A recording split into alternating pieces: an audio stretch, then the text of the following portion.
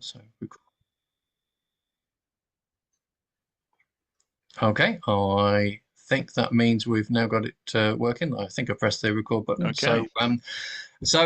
Welcome to anybody and everybody who will be listening or watching this podcast. Just very, very briefly, we'll introduce ourselves. So, I'm Ken Powell. I write as DK Powell, and I write a variety of different kinds of books and articles and so on. My latest book being The Pukur, which was a novel set in Bangladesh. And Nick, Nick, I write as Nicholas Graham. Novel, The Judas Case, historical fiction set in the first century AD with a background of the Gospels. And I'm currently working on the sequel to that. much awaited it is too. I'm looking forward to seeing that when it comes. Patience, patience. So our idea here is that Nick and I will just discuss a book or a couple of books that may happen in some later episodes. And to get us started, we've actually gone for a short story, The Machine Stops, by E.M. Forster. And that's what we're just going to have a brief chat over today and chat about our thoughts of that. And the first thing, if you've not read the story, you can pick it up easily online. Literally just Google The Machine Stops PDF and you'll get a free copy of it very easily there. I think it was published in 1909, if I remember correctly. Yep. And yeah, that's right, isn't it? It's an odd one, I think, because Ian Foster is not exactly known for sci-fi writing. And yet this is arguably his most famous short story, and everyone goes on about how prescient it is, and like how many things that he's predicted, like the internet and video conferencing, and perhaps a kind of a dystopian fear of the control of machinery, or perhaps we would be more likely to think about it as being AI. Which is very topical at the moment, and a kind of like Terminator movie-esque kind of views that lots of people have about the fear of where AI is going. And there's Forster doing this, not in his natural kind of genre, and yet doing this well over 100 years ago. So, Nick, so what did you Yeah. think of this? I think it was you suggested reading it to me a long, long time ago. No, I yes, I may know this. well have done. I'm rereading it in maturity was quite the interesting experience, having read it when I was a kid, when I went through my sci-fi phase. Probably worth saying, if you characterize it as being in the genre sci-fi, it's a real outlier, and not just because it was written in 1909 before what we think of as sci-fi had coalesced around the characteristics of sci-fi. Just very briefly, the plot. We are in the far distant future in which virtually every aspect of human life has been mechanized and is served by an all-encompassing creation of man called the machine in capital letters. And the plot concerns against the backdrop of this world, um, the relationship between two characters, Vashti and her son Kuno. And it's interesting that I think that Foster locates the narrative of an utterly depersonalized world in Mm. through the lens of the mother-child relationship, the most intimate and nurturing and codependent relationship that any of us ever experience. And Kuno contacts his mother over Forster's sort of version of the internet, but we'll come back to what works technologically and what doesn't in his vision of the future later, I'm sure. One day to say, Mother, something extraordinary has happened. I need to tell you about it. Because he, Kuno, has been outside the machine and outside the earth. Everybody lives underground in the future, nurtured by the machine. Kuno has gone on a voyage of discovery to the the surface of the Earth, and has been absolutely flabbergasted and astonished by what he has seen, and has come back to tell people about this. And on the whole, they don't like it. His mother finds it a deeply discombobulating experience, and it causes a real rift between them. And then they find, as time goes on, that the machine is beginning to stop. Things aren't working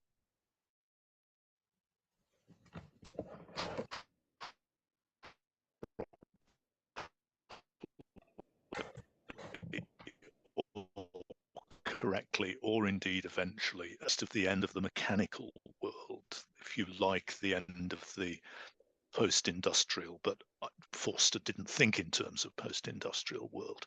And I have to say, it is an absolutely crackingly good read. About 38 to 40 pages. You can read it in an hour and a half, and find yourself absolutely transported and absolutely stimulated by a vision of the future that plays off on all of our deep anxieties and concerns and fears, not just for contemporary life, but for the future. And I always think that one of the one of the great tests of what in this case I'd call dystopian fiction rather than science fiction is, what does it tell you about two things? Number one, what does it tell you about the anxieties and culture of the time in which it was written? And I was absolutely astonished to discover that Forster had written this in 1909, before the First World War. We can come back to where it sits in Forster's overall oeuvre later, but also the other second great thing that you look for in dystopic fiction is to say, okay, this is a vision of the future written over 100 years ago. What has it got right? What has it got wrong? What has it got close? What is it telling us about our world now, and how technology and culture and science and human imagination and feeling interact? And that is where Foster is really, really great. Mm. Yes, I think I would add into that I think one way of reading any kind of science fiction, whether it's kind of written or whether it's in visual form with movies or TV series, I'm thinking things like Star Trek and things like that, is that actually in a sense, the kind of technological world that they're set in doesn't matter. It's a way of actually taking the human condition and putting it under an unusual set of circumstances, i.e., dealing with aliens or whatever it might be, Mm, and seeing how do we behave as human beings. So I think this is where the enduring appeal of things like, the 1960s Star Trek series, which is, absolutely, yes, complete with absolutely. wobbly doors and all the kind of like the terrible effects of the time, we still love because there's still a truth about humanity that's within that. Similarly, H.G. Wells' War of the Worlds, which has been produced in many different forms. My favorite being, of course, Jeff Wayne's musical version. Absolutely, Now, yes. that's at the end of the 19th century as it begins, and most of it that's long since Mm, gone, and none of that has come true. And yet, why do we still love it? Because actually, you've still got human beings facing the onslaught of an unstoppable force. And I think H.G. Wells was writing at the time when there was a real fear of world war taking place. And that kind of sense of the unstoppable force being some kind of enemy that would be a very human enemy, but his story presents it as being aliens, and it makes it very real. How do we deal with that situation where there is nothing we can do? How does humanity behave? And to a certain extent, I think that's very much what's going on here with Force's story. That to what extent is this actually about the machine? In a sense, that's just the vehicle to actually sort of say, well, how do human beings behave in this situation? And one of the most frightening things about it is very much the almost British kind of acceptance of it all. In the end, but both mother and son, lie there dying, because they're yeah, unable to have beaten this machine that is just failing, and therefore everyone is perishing as a result. And that's the scary thing. It's not the machine itself. It's the the mother, particularly the mother's just reluctance to do anything to bring about a change and to prevent her own death. And instead just accept it, complaining to the end, but accept it. And that for me is what makes this quite in some it has been argued that this is as scary as any horror or gothic story you come across in its day, because really what we're looking at is humanity's powerlessness in those kind of situations. Yeah, absolutely. On that, the thing that struck me when I realised it was written in 1909 is the amount of stuff, and I think you're right to cite H.G. Wells as being closely related to this, because apparently Forster was writing In reaction. this in reaction to Yeah. H.G. Wells's The Time Machine, which had Yeah. provided a distant future vision of how ineffective and useless the human race might become. And there are a number of things. One of the clever things that Forster does in this is give us a very elusive, potted history of how the world that he's portraying came to be.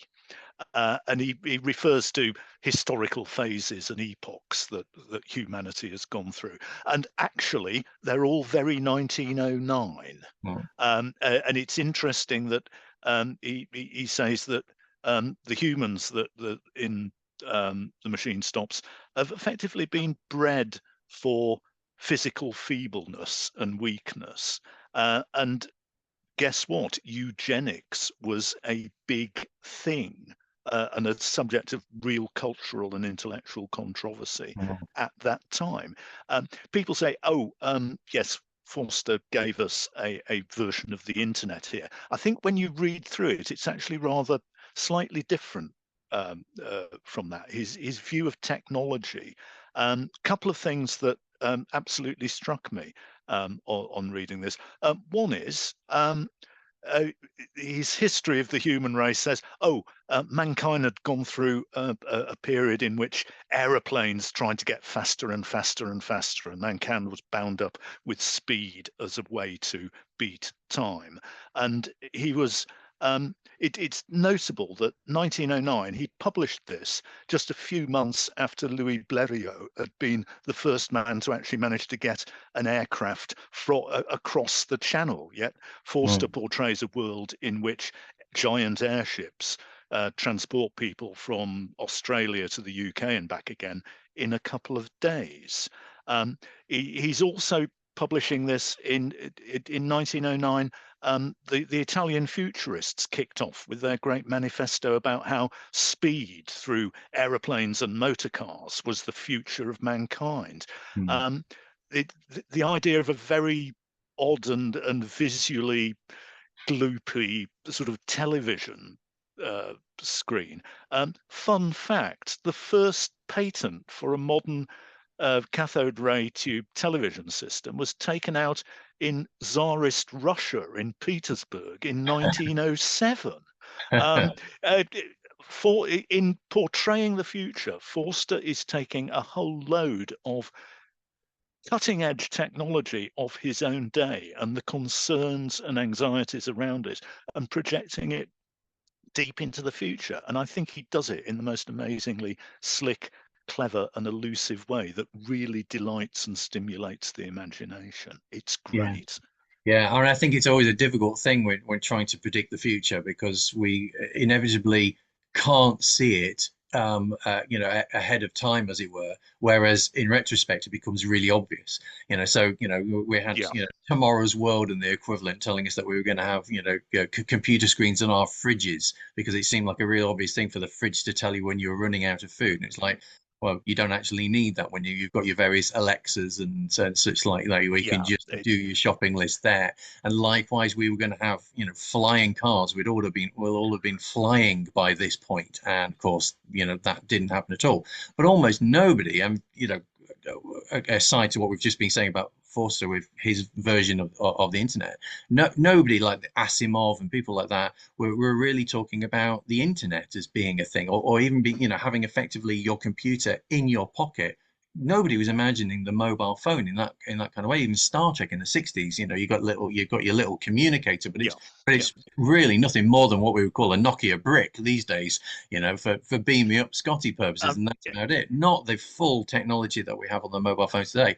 Nobody was getting that because there was no way to know that the technology was just going to go in that particular direction and absolutely. not go in Yeah. another direction. I think that's fair comment. I mean, one of the interesting things about what Foster doesn't quite get right is his future is mechanical. It's not digital. He hasn't Yeah. imagined or projected Yes. the idea of the Turing machine, which can do anything you want because all its functions have been abstracted into electronically controlled logic.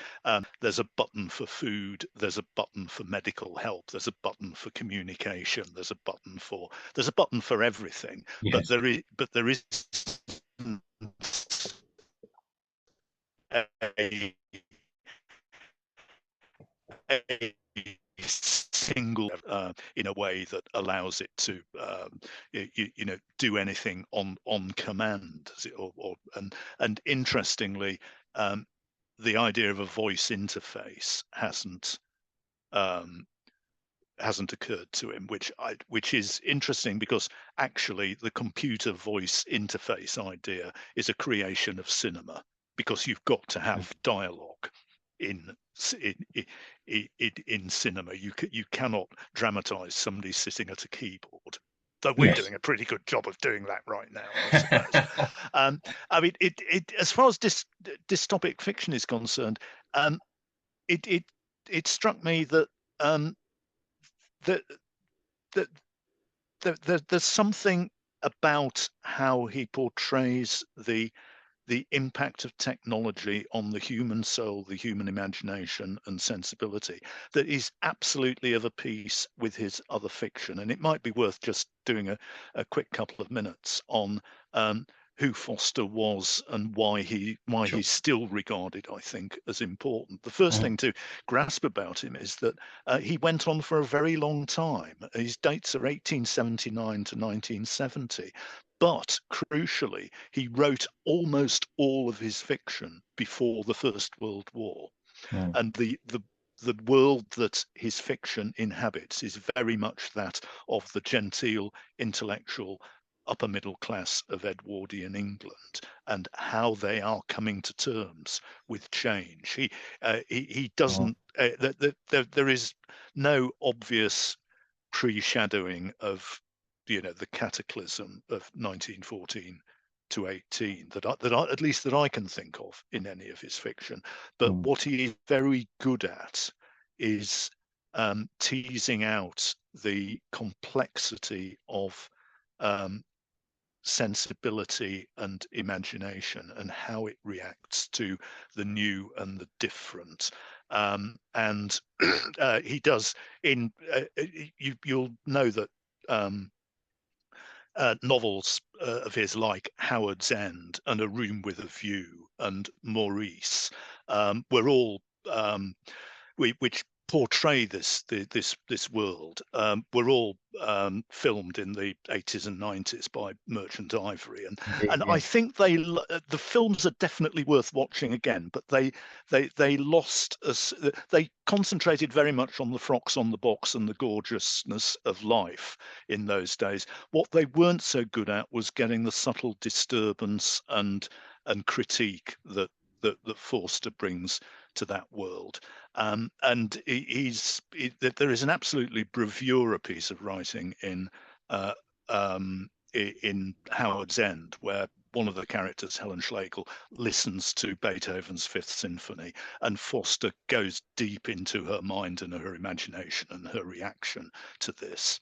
Um, what he does brilliantly um, in The Machine Stops, I think, is deal with the anxiety of the mass production age. And it's interesting that he decides that one of the things that technology has done to mankind is basically it's made everything a bit crap.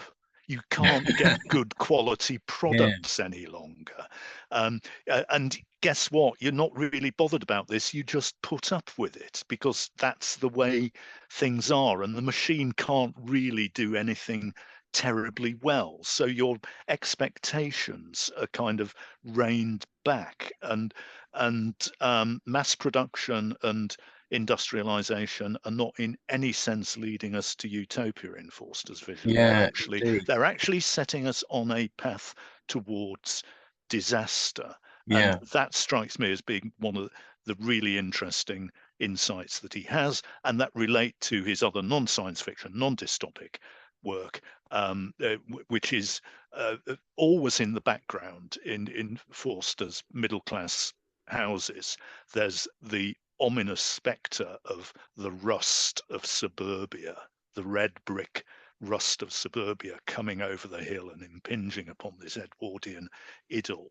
And there is, you could argue that the machine stops takes you to the logical endpoint in which yeah, everything yeah, is really not terribly good, but yeah. that's what you're getting out of mass production and industrialization, Well, and I there's mean, not much you can do about it. that, yeah, no, I like that. That slides nicely into my idea. I take a Mm, slightly different bent on that, yeah. but very similar indeed. Because I found lots of Kafkaesque vibes from this story, and I've always kind of like defined Kafka as being very much Alice in Wonderland, but for adults. It's kind of like this bizarre dream world Mm, that Kafka produces, but it seems to be very rooted in a nightmarish version of reality.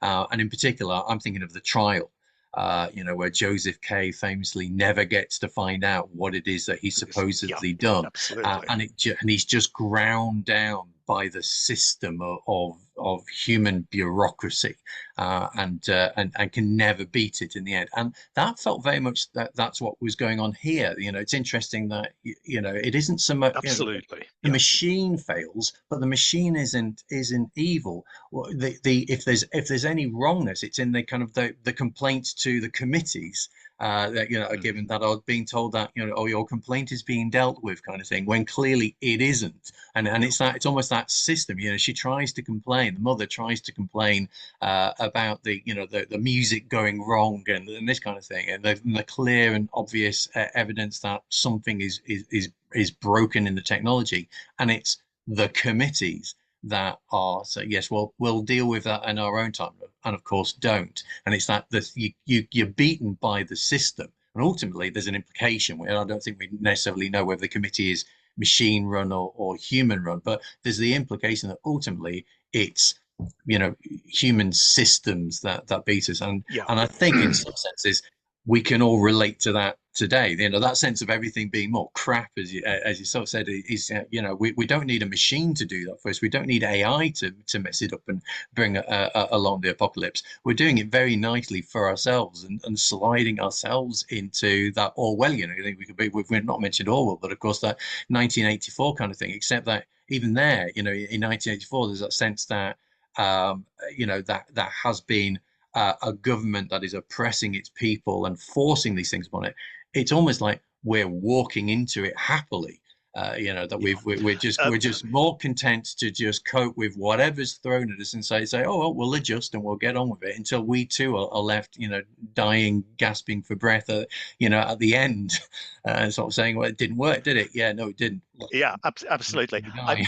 yeah, I absolutely. I mean, I think that in a society that's beguiled and anxious about AI, it's very easy to read Forster and think, oh, this IS committee, um, they're not made up, they're just AI. We'd think that they'd be AI decision makers. Um, there's no real evidence, I think, in the book that Forster thinks of the machine as being intelligent or able to No. do anything other than it's commanded. And I think this goes back to his um, software, not getting the idea of there being software, it's Yeah. all hardware. But what you have to say is he paves the way with this piece of writing for three and possibly four really great dystopic fictions that I would encourage anybody who reads The Machine Stopped to then go and read. One of them is We by the Russian writer Yevgeny Zamyatin, who conceives of a, a, a sort of a machine driven and guided that is about very much about industrial production and how it dehumanizes. Zamyatin was really picked up in a big way by Orwell, and I think 1984 is the obvious reference point for much of um, what Forster does here, but also Aldous Huxley's Brave New World, Okay. particularly with the eugenics and the commonality of raising children and so on, and the absolute absence of anything that we would recognize as family life in the far future. The other thing that I think is really um, gives us a reference point in contemporary science fiction is that the idea of the Central Committee and the Repairs Committee, who are not actually terror work properly, is absolutely the precursor of Douglas Adams's Sirius Cybernetics Corporation in the Hitchhiker's Guide to the Galaxy, and the idea that it's no longer about human convenience, it's about what the machine has been told it thinks you want and need, which is going to dictate how you're going to be treated. And I can't imagine that Adams hadn't read this, because so much of what he satirizes and makes fun of is here played out as an absolutely appalling tragedy of the human soul. And to bring that back to what Forster is most famous for. I think he's in popular culture and so on. He's probably best known for two things that he said. One was the phrase "only connect." In other words, the human interaction, the human rapport is what is actually makes us human and makes us most Mm. alive. And the other thing is this well-known thing about I hope that if I had a choice between betraying my country and betraying my friend, I would have the guts to betray my country, not my friend, which caused real during the Cold War. This was regarded as practically treasonous in Mm. a world where we are completely dominated by technology which knows no national boundaries.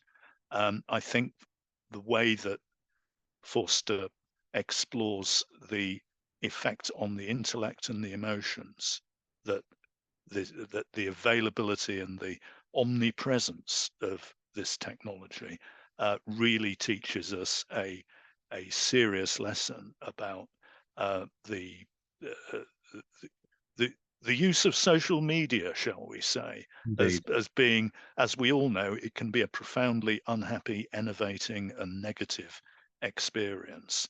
And that is something that I think, although I don't think actually he really predicted the internet with this, I think he predicted the effect on the human condition that that sort of communications technology would have. Anyway, Yes. Yes. that's No, I think that's and I think that's an excellent point to kind of finish on with that because we're trying to keep these podcasts to around about the 30-minute mark or so. So, but I think that's perfect things to finish off with there, Nick. So, just before we kind of say goodbye, I also thought that would be a neat idea for us just to briefly discuss what we are reading at the moment. What's on the bedside table at the moment. So I'll kick off first of all my thing because as always I right. have Do ADHD, so I can't cope with reading one book. I fall asleep within a few pages, so I read several at a time. So I've got a right mixture on at the moment. I've just started a book by Keenan Malik, which is called A Quest. Sorry, The Quest for a Moral Compass, and it's basically looking at the forming of religion and morality throughout the ages. Malik is a brilliant writer. I followed his political writings for many, many years. He's coming from, I think he comes from a Muslim background, but he's an atheist, and he's written on such points before. So I just thought, oh, this would be a fantastic book to read because he's absolutely brilliant, very, very intelligent. And I've just got started with it, and so far I'm not disappointed. By contrast, I'm also reading Shakespeare's As You Like It, having done a Shakespeare Fest down in Stratford-upon-Avon a couple of weeks ago, and having seen the play and loved it. I thought, what a good time to actually get back into reading some Shakespeare and start with a play that I've actually seen so I can visualize it. Because half the problem is we can end up reading Shakespeare and studying him a lot and not actually seeing, when in actual fact, of course, his stuff is meant to be seen. It's meant to be, you're meant to be there in the Absolutely. theatre Yeah. and enjoying it as a play. So I've seen it. I've seen the play. Now I'm reading the book, as it were. I've also started William Gibson's Count Zero, uh, which Oh, uh, brilliant piece which of is sci-fi. I read his first book, which was a Neuromancer. Nick, you suggested it to me in the first place, if I remember correctly, and loved it. I didn't enjoy the first half. I was critical of that, but because I found he was too full of flowery metaphors and things like that. But he settles down in the second half of that book, and then I loved it from there on in. And I've started Count Zero, and thankfully all those flowery metaphors are well and truly gone. So I'm enjoying it right from the beginning. And then very finally, people who are following my book reviews on my site will know that I've been reading a series of children's books called The Roman Mysteries by Caroline Lawrence. And she's an absolutely brilliant writer. She's absolutely steeped in research of Roman history, knows her stuff unbelievably well. And the books are just good yarns. And currently at the moment I'm reading The Fugitive from Corinth, and it's book 10 in a series of 17 books. So I'm nearing the end. I'm getting towards the end. But I thoroughly enjoyed them. And for me, these books are special because I was reading them with my daughter when she was much younger, when we lived in Bangladesh. And we kind of grew up on the first few books until the school decided to ban them because there was a kiss in one of the books. And at that point, it was decided that was too scurrilous. Uh, was no longer permitted, and so the books got stopped, and we all kind of like felt that pain when that happened. So I decided to read these Roman mysteries just purely and simply to stick a finger up, as it were, if that's not the inappropriate thing to say, and sort of say I'm gonna read these books, be damned. So that's my lot at the moment. What are you reading, Nick? Right. Well, I've just finished reading a historical novel and just started reading another historical novel. The one I've just finished is a thing called The Books of Jacob by Nobel Prize winning Polish author Olga Tokarczuk. This is an absolutely voluminous, it runs to over 900 pages. It's Oh, huge.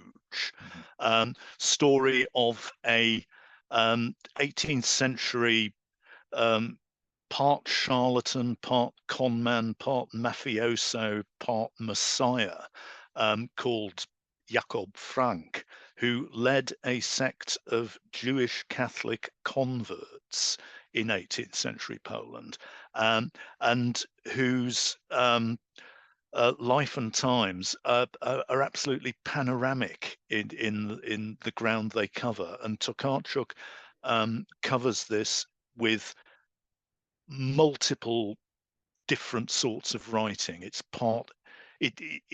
historical fiction, but it's actually part history book, part abuse survival memoir, part encyclopedia, um, part everything. It seeks to put everything together into an enormous heap. And I'm still not quite sure what I think about it. The one I've just started, Augustus by John Williams, it's the sort of historical fiction that they don't write any longer. Well, they do write it, but not in this way. It's about the life and rise to power of Gaius Octavius Caesar, the Emperor Augustus. And you think, oh, the end of the Roman Republic and the rise of the Imperium, it's been gone over so many times.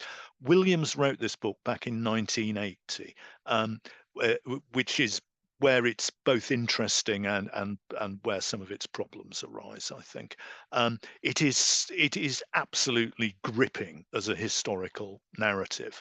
You realize after a few chapters, hang on, this is the boys. This is history as military, political connivance and performance by a group of men. There are no other, and a group of aristocratic men. There are no other perspectives here. Having said which, it's crackingly good, but it's the sort of historical fiction that wouldn't get written any longer in that manner. But I'm really enjoying it, I have to say. Fabulous. Well, I think we're both betraying our kind of history buff natures there a little bit with our reading material at the moment, but that's cool. Brilliant. Okay. So at this point, I'm going to kind of stop the recording just a minute, but just to say thank you to anybody who's been watching and listening to this. I think there may have been a couple of glitches in the recording along the way, but bear with us. We'll try to make sure that doesn't happen again. But I think generally speaking, that recorded okay. And thank you very much for joining us, and we'll hopefully see you next time.